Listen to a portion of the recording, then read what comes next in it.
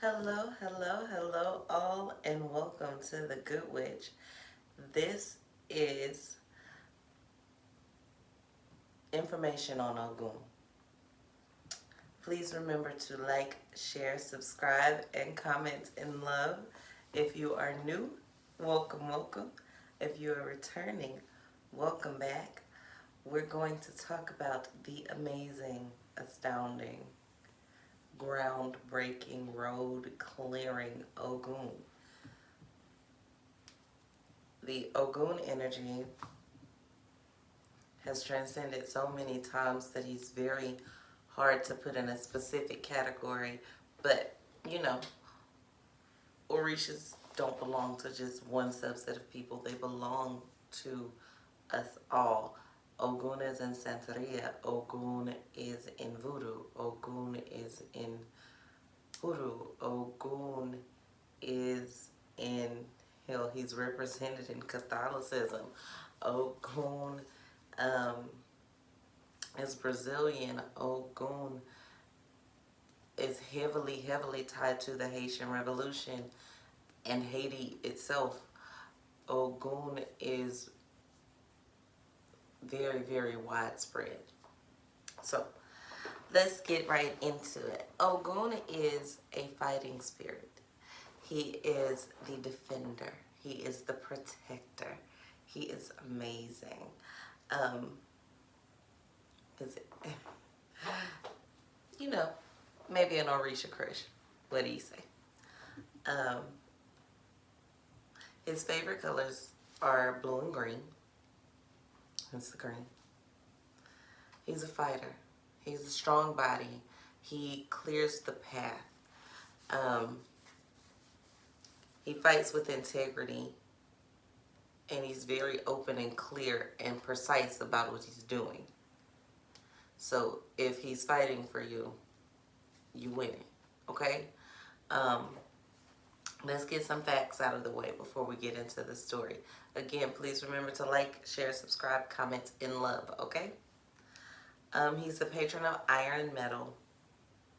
He carries a sword or a spear. Often machetes are represented for him. If you see an altar with a machete stuck down in front of it, or yeah, basically stuck down in front of it is how it should be. That's a representation of Ogun. A lot of Brazilian culture, they use a lot of smaller iron pieces, maybe like a hammer or a blade or anything like that. That could be on the altar. He defends against attacks. He does more than just that too. He's also in industrialism and anything to do with metal, but we're going to get to that later.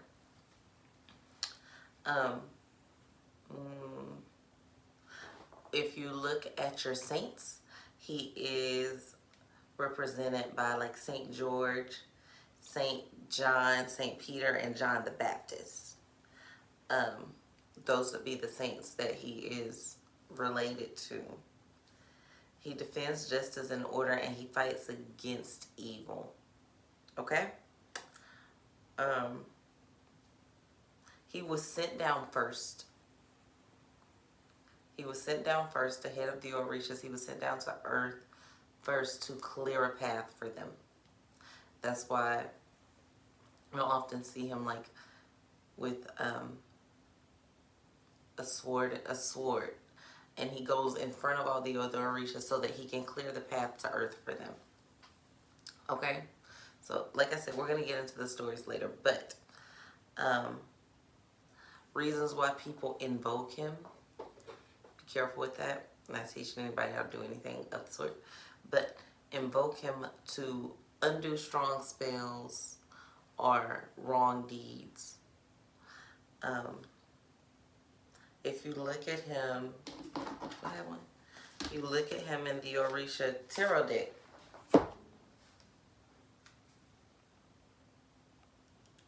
he is slaying a dragon.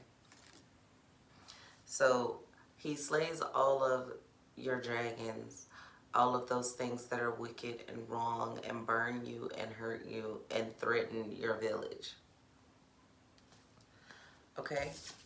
So His energy lives in the forest, in the shrubs, anything green, in greenery. He was very, very well worshipped and very, very well liked among the people, but he didn't really live among them, and he wasn't drawn to praise. He'd rather go live off in the mountains by himself. I came, I did what I had to do. Okay, I'm going to go off and be by myself now. So, he was more like that. So, if you are like Ogun, you have a triumphant spirit, and when he's with you, you'll always prevail over different matters. Good outcomes, or good overcomes the evil, intelligence over brutality. You're a chess player. You're a chess player if you're a follower of Ogun, or if you have that type of energy in your life. That you think of everything as chess, not checkers. You're going to think of a smarter way to outdo anyone. Although although this energy is a warrior energy, if you look at the book, The Art of War, that's an Ogun energy. They're going to teach you how to fight a war. We're just not going to go in there with brute force. We're going to go in there, we're going to think through it first, then we're going to go in and we're going to win, and that's going to be it. Okay? So intelligence over brutality.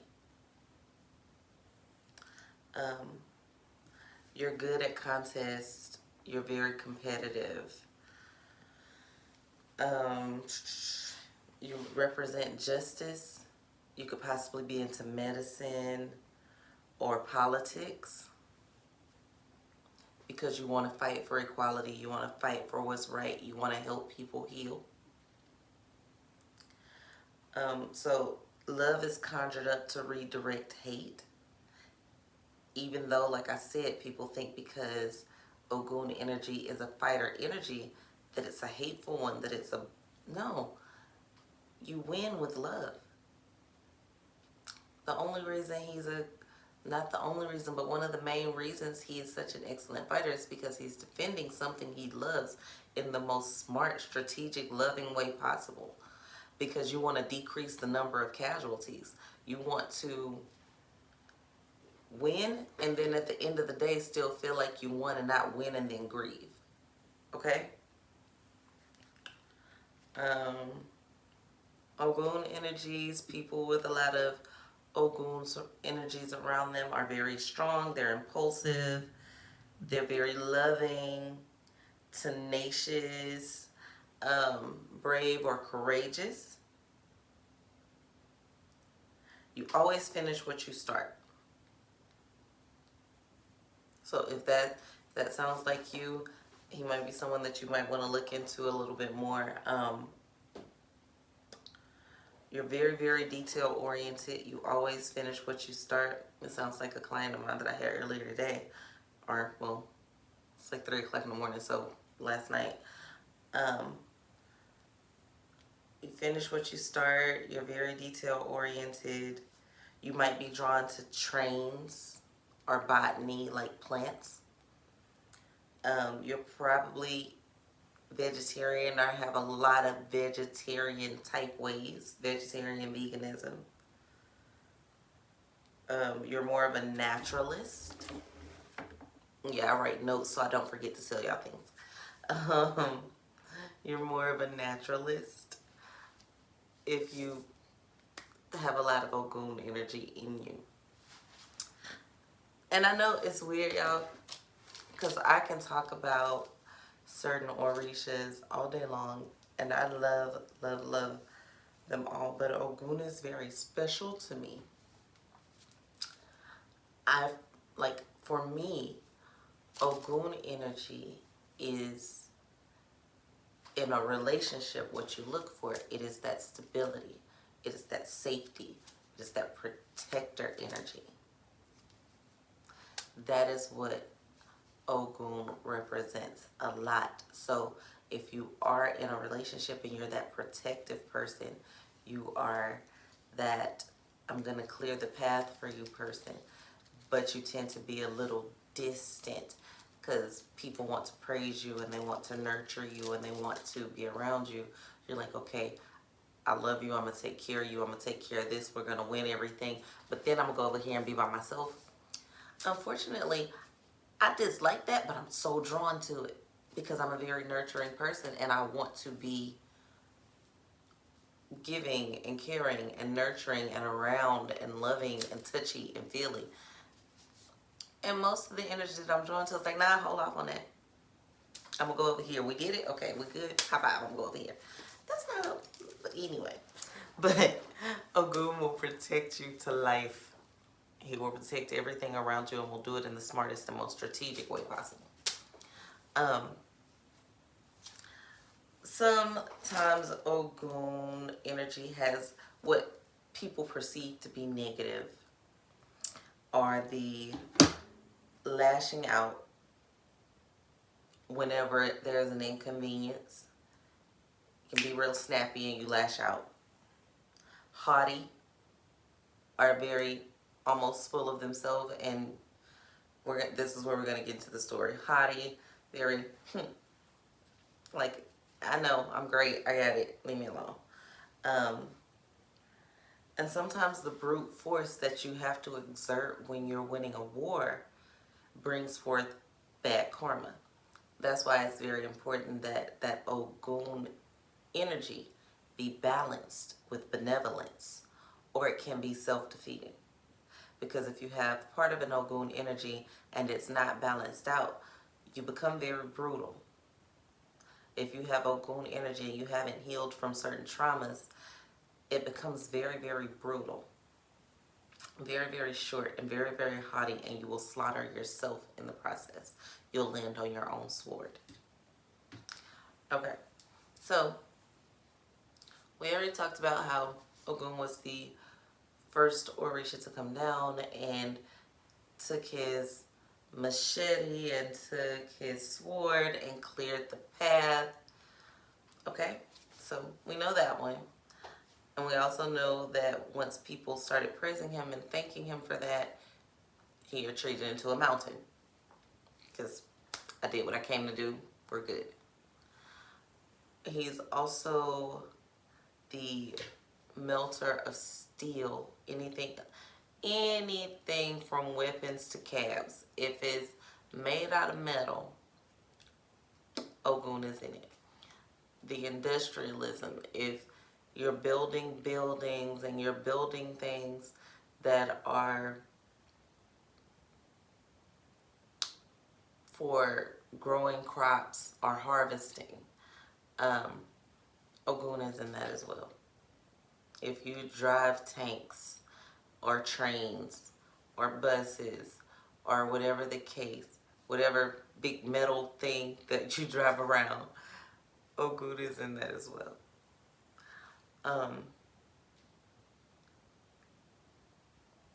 No, we said we weren't going to talk about love lives of Orishas in my videos because people get so caught up in them that they forget how to worship them. So it's very, very important that, if you like Ogun, let's talk about how. This is why I write my notes, y'all. Let's talk about how to tell him thank you. And just, this is what I have. This is my notebook, y'all. I write notes all the time in my scribble scratch. So, Ogun likes rum. Ogun likes rum. So, he likes meat on his altar. I know I said he's very, very tied to veganism and botany, which is true. But if you're going to give him an offering,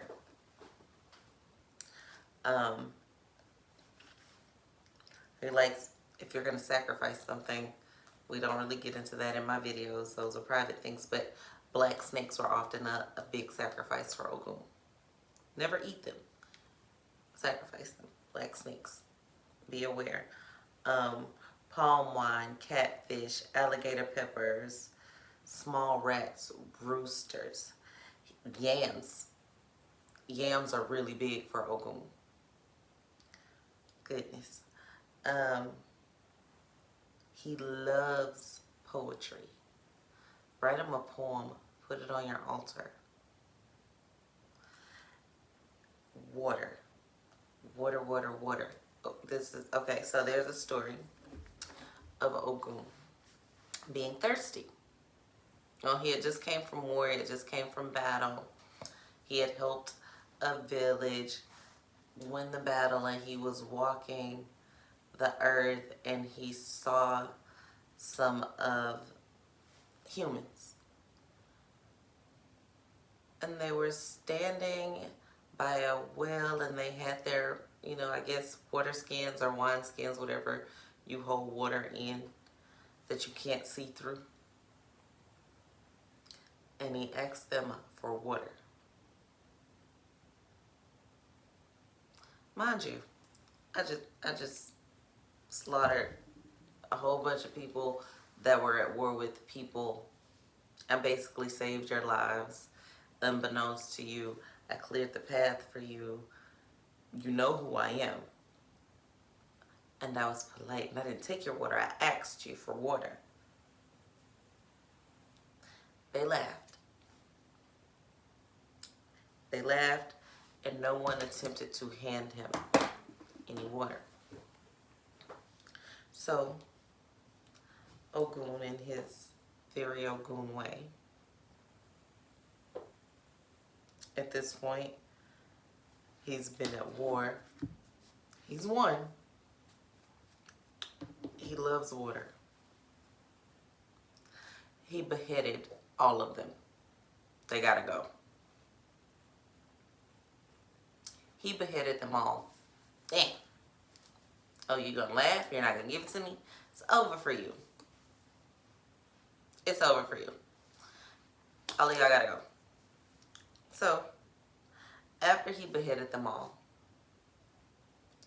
he reached for their pails, the first one, and it was empty.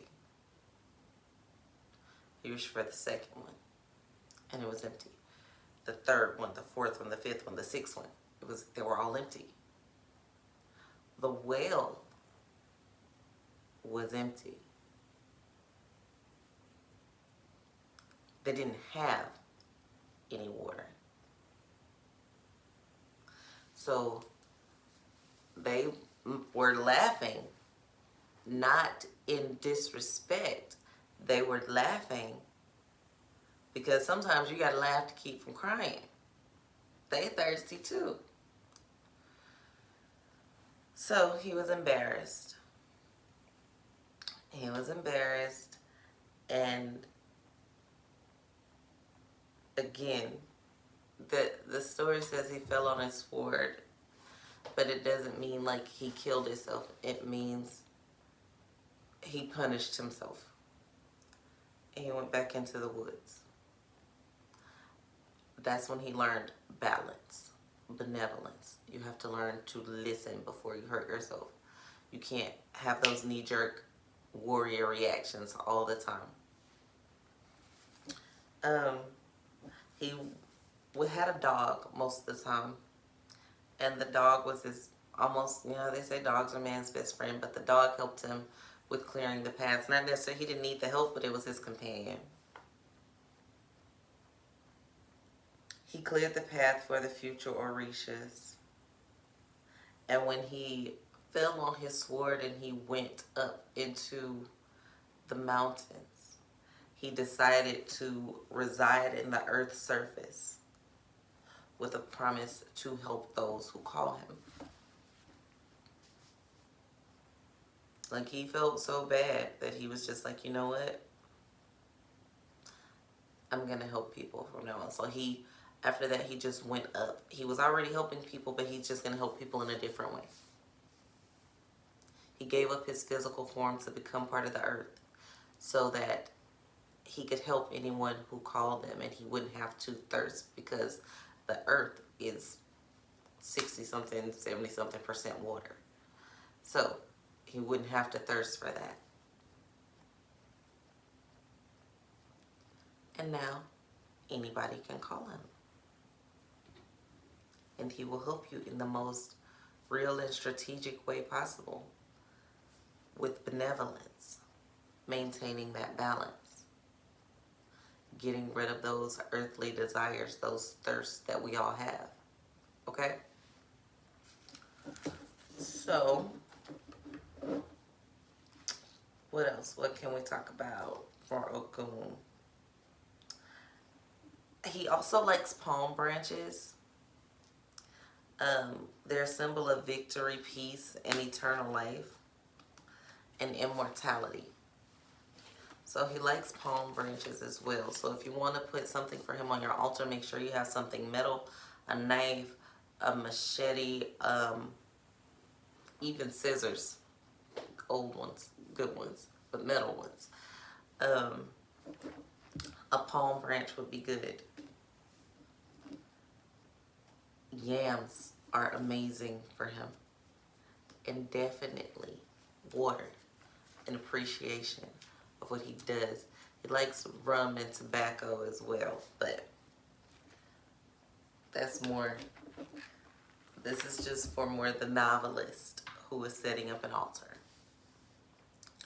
I'm not telling you to put black snakes on your altar and do all this other stuff. This is just for more of the novelists, of the people who are learning about the energies and want to be a part of that energy and want to know different things about the Orishas and that part of the Yoruba culture. So remember to like, share, subscribe, and comment in love and appreciation. Thank you so much for being a part of my life. And thank you for allowing me to be a part of yours. Peace, loves.